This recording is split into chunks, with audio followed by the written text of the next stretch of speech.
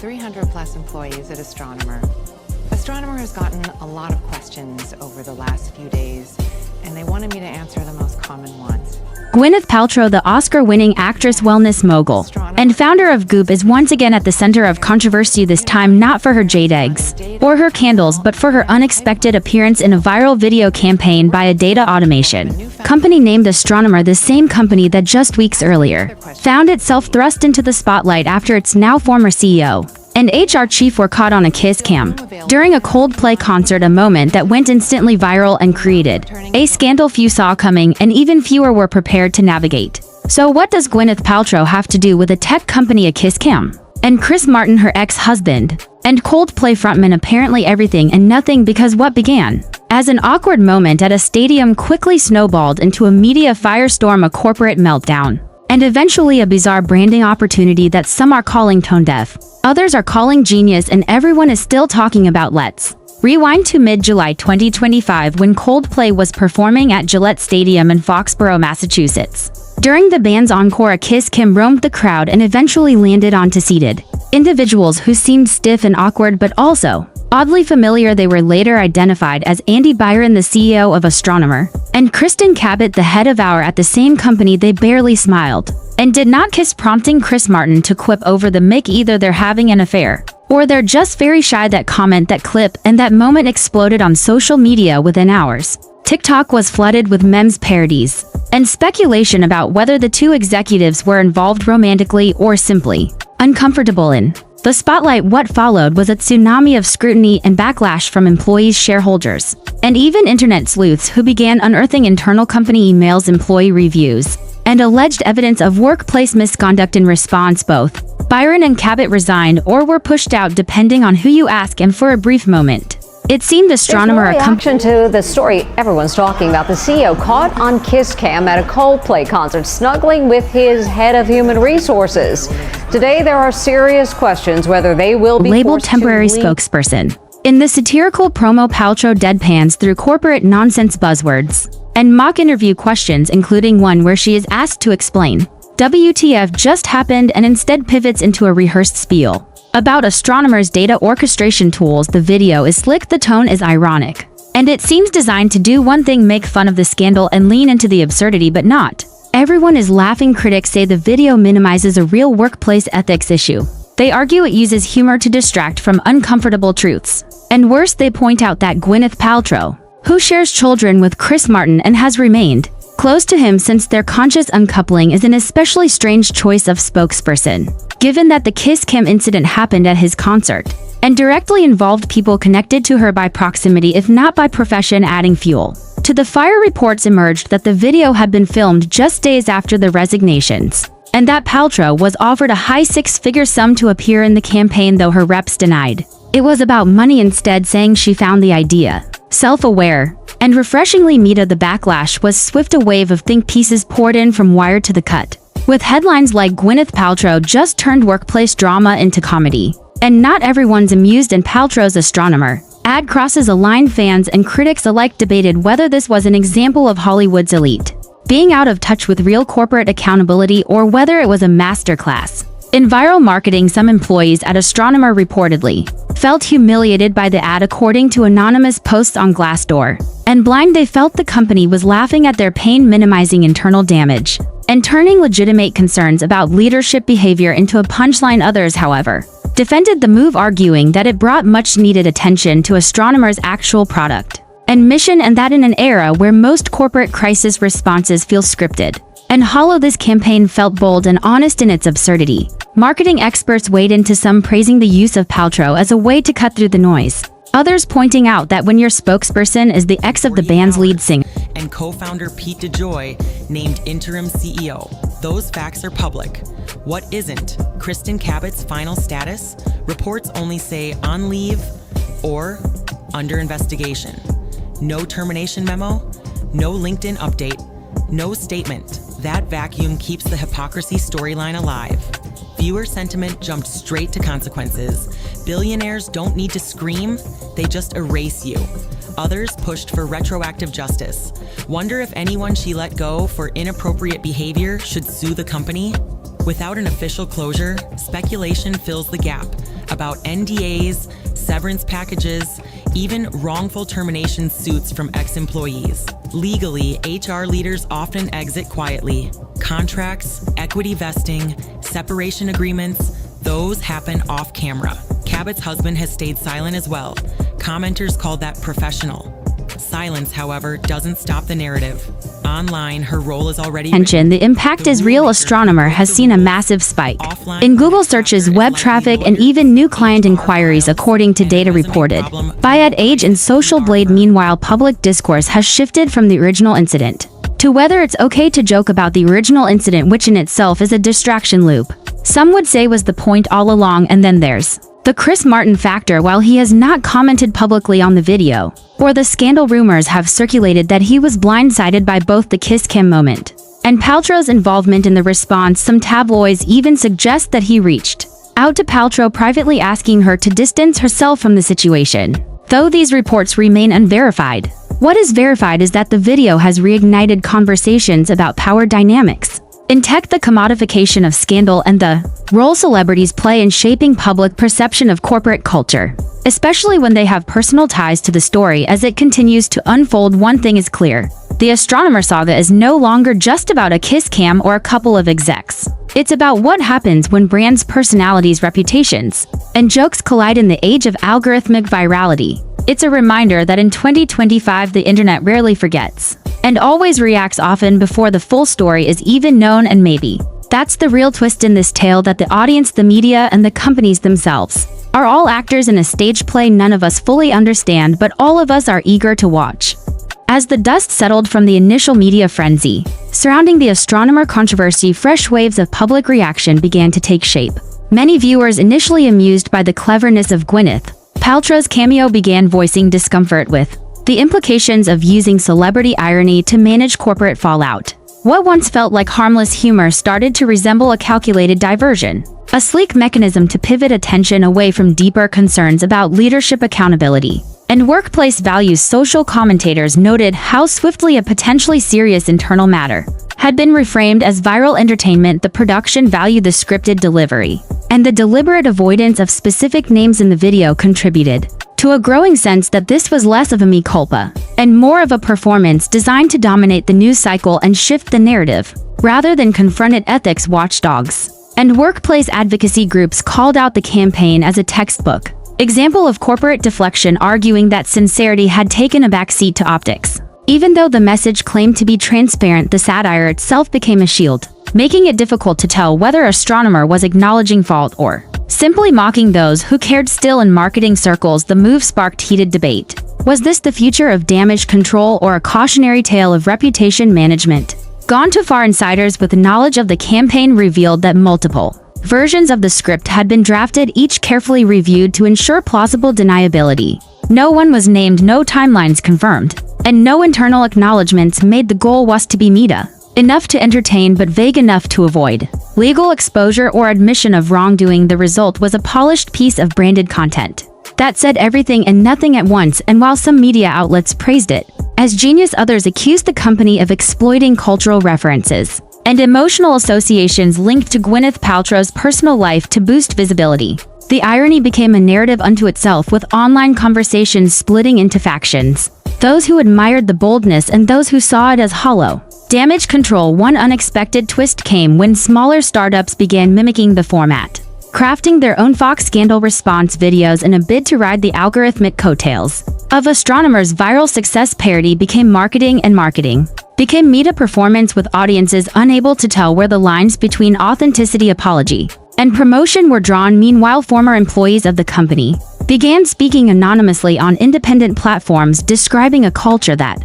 had long prioritized branding over boundaries and spin over transparency. Their voices were amplified by digital journalists who traced patterns in leadership behavior going back years, allegations not confirmed by management but serious enough to reignite scrutiny and reopen questions about what the company truly valued. The situation deepened when academics and analysts weighed in, exploring how modern corporations increasingly weaponize irony to neutralize criticism by joking about a scandal before critics can attack them. Companies. Kristen lost her job too. She voluntarily stepped down, but sources are saying she was forced to by higher-ups. Now she's turning the spotlight on Andy. she's launched a battle against him that could shape how workplace relationships are seen in big companies. Kristen claims Andy's actions as her superior created a complicated situation that wasn't as equal as it seemed. She hasn't gone into every detail publicly yet, but one thing's clear: she's not letting the conversation be about whether the smooch was awkward or just uncomfortable. She's saying it was never okay. What happened that night wasn't just caught by fans, it ended up launching a debate about power, privacy, and how two people's choices affect an entire workplace. The awkward breakup of their hug on the jumbotron was just the beginning. Behind the scenes, it led to an investigation and Andy stepping down. Kristen's decision to stay at the company while also going after Andy has confused some people online. Others say it proves she was the one being mistreated. Still, employment lawyers aren't confident this case will lead anywhere. One expert said that unless Kristen was pushed into the relationship, it'll be a tough win. During all of this, a source has revealed more about Kristen suing Andy. One source said, Kristen plans to take action against Andy. She feels manipulated by him and feels the relationship was an imbalance of power. She has been told she has a great chance at winning. Now a source revealed how Andy feels about this. In their statement, the source said, Andy is willing to battle anyone, including Kristen. He feels he's being wronged by both Chris Martin and Kristen if she goes ahead and does this to him. He won't let anyone take his happiness away. It sounds like the feud between Andy and pretty much everyone in his life has just begun. His family seems to be distancing themselves from him, his company, and now his lover. Kristen's move could change everything, or it could fade out just as quickly as it blew up. Right now, nobody knows, but one thing's for sure. The moment they were seen together on that big screen may have while ended effective their in the careers short as they term, knew raises them. For this concerns about video's long-term comment trust question, who do you- and whether audiences Before you will go, continue be to sure give accept this video a spectacle thumbs in up and place subscribe for of daily substance. news The updates on industry your is favorite watching, the celebs. public Thanks is a lot for watching, watching. and for Astronomer and Paltrow alike, the next move will be scrutinized not only for what it says but for what it chooses to leave unsaid. And as with all viral moments, the internet moves fast, but accountability, if pursued, often moves much slower. As industry professionals weighed the consequences of mixing high-profile celebrity appearances with unresolved internal scandals, an even more nuanced conversation began to emerge, one that explored how public perception is shaped not only by the content presented but by the timing, emotional framing, and deeper associations audiences bring with them. Gwyneth Paltrow in many ways served as a symbol not just of Hollywood elegance or wellness entrepreneurship, but of a carefully curated public image, and so her decision to participate in a satirical campaign for a tech company embroiled in controversy became more than a business deal. It became a cultural signal, one that forced people to question whether humor is an appropriate mechanism for navigating allegations of misconduct, especially in workplaces where power imbalances and institutional opacity are often the root issues being glossed over. Public interest surged, not just because of the spectacle but because of what it revealed about our collective thresholds for accountability, sincerity, and trust. Many viewers expressed frustration that celebrity culture continues to be used as a shield to distract from serious conversations. The video was funny, yes. It was clever, yes. It was timely, yes. But for critics, these traits made it more dangerous, not less. Because humor in this context did not elevate the truth, it diluted it, softened. It made it easier to ignore the real impact on those within the organization who were allegedly affected by toxic leadership and blurred boundaries. Several independent journalists began publishing interviews with former employees who described a workplace where internal complaints were discouraged and where image always came first. Some shared that the Kiss Kim incident was just the final spark in a long chain of unspoken tensions. They felt the viral video was not only dismissive, but deeply personal because it framed their discomfort as a punchline, something to be packaged, repurposed, and sold for brand revival. The backlash took on additional layers when industry insiders revealed that the campaign had been in development for days before the video was released, and that Gwyneth Paltrow was pitched a version of events that emphasized company resilience over responsibility. Many began to speculate whether her team had fully vetted the context, or whether they had chosen to focus solely on the script's humor and detachment from the core issue. Complicating matters further, the timing of the campaign coincided with new workplace regulations being proposed at the federal level, specifically around ethical conduct disclosures and executive accountability in tech firms, giving critics more ammunition to claim that the ad was not just poorly timed, but strategically deflective. Some viewed this as a turning point, where corporate image management officially crossed into theatrical performance, replacing remorse with meme culture and investigation with spectacle. Several commentators pointed out how the use of a Hollywood figure in place of an internal spokesperson created an emotional dissonance that made it harder for viewers to distinguish satire from spin. Was the company actually acknowledging its failings? Or was it parodying the expectation of transparency itself? Even more confusing was the lack of any follow-up communication from Astronomer or Paltrow. No formal apology, no clarifying statement, and no mention of the employees affected or the status of the company's internal review. This silence was interpreted by many as further proof that the video was not a step toward resolution, but a calculated marketing pivot designed to go viral, build brand awareness, and then fade from the headlines without consequence. Meanwhile, fan communities began speculating whether Chris Martin was aware of the campaign before its release, and what he might think about his ex-wife appearing in a response to a scandal that originated during his own concert. While neither party addressed the issue publicly, body language experts, social media analysts, and gossip blogs fueled the discourse, dissecting every gesture, lyric, and facial expression from recent Coldplay performances in search of coded meaning. This only intensified interest in the original video, giving it renewed life on platforms like Instagram, TikTok, and YouTube, where remix versions, reaction videos, and commentary breakdowns proliferated by the hundreds. The scandal no longer belonged to the company or even the celebrity. It had become a shared digital drama dissected across platforms, reframed by creators, adapted into jokes, studied in classrooms, and absorbed into the fast-moving narrative machinery of the internet, which is to say it had evolved beyond scandal into phenomenon. And like all digital phenomena, it carried with it questions that far outweighed the event itself. How do companies reconcile performance with responsibility? How do celebrities choose their projects in an era where brand alignment is more scrutinized than ever? And how do audiences differentiate between transparency and theatrics when irony becomes the primary medium of messaging? These were no longer questions just for critics, they were questions for every stakeholder in the online information economy, from publicists to policymakers to consumers navigating a landscape where content is constant, context is fleeting, and meaning is increasingly determined by who controls the narrative and how well they package it. As the weeks progressed, the story began taking unexpected turns, reaching far beyond tech circles and celebrity gossip columns into mainstream culture,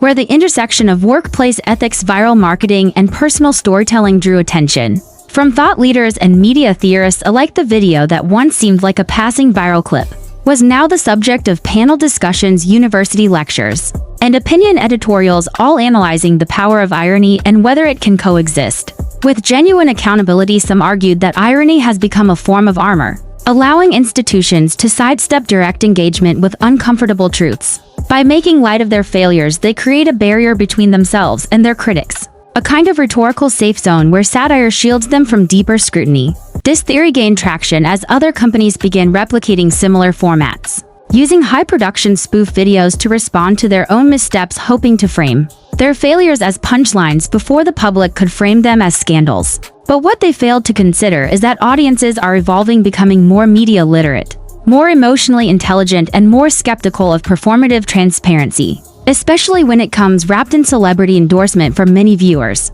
the Astronomer video was not just a clever diversion, it was a litmus test, a case study in how far a brand can go in using humor to reframe a serious issue without directly addressing the human cost. And the results were mixed. Some viewers were dazzled by the production, others felt betrayed, especially those who had placed trust in the brand or worked within its ranks and felt their lived experiences reduced to a marketing strategy. Gwyneth Paltrow, meanwhile, remained largely silent about the controversy, aside from a brief remark at a wellness summit where she referred to the project as meta and kind of funny, but quickly pivoted to talk about sleep hygiene and nutrition, which critics took as evidence that the video was never meant to be taken seriously at all, and that perhaps her involvement was less about advocacy and more about image alignment, staying relevant, staying visible, and playing into the growing trend of celebrities becoming narrative brokers for brands who need to control damage without sounding corporate or robotic. As the digital wave of discourse continued to surge, questions rose about the internal culture at Astronomer,